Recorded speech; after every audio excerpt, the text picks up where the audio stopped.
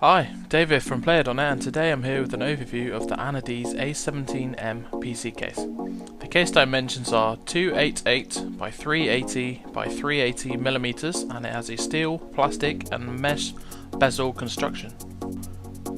Focusing on the front, the Anidees AI-7m has one 5.25 inch bay, two USB 2 and two USB 3 ports, as well as a headphone and microphone jack. Moving back inside, 4 2.5 and 3.5 inch hard drive and SSDs are supported, and a standard PS2 power supply can be mounted.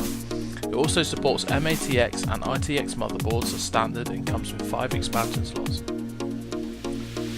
The Anidees AI-7m features a dual chamber micro-ATX chassis which divides hot running components.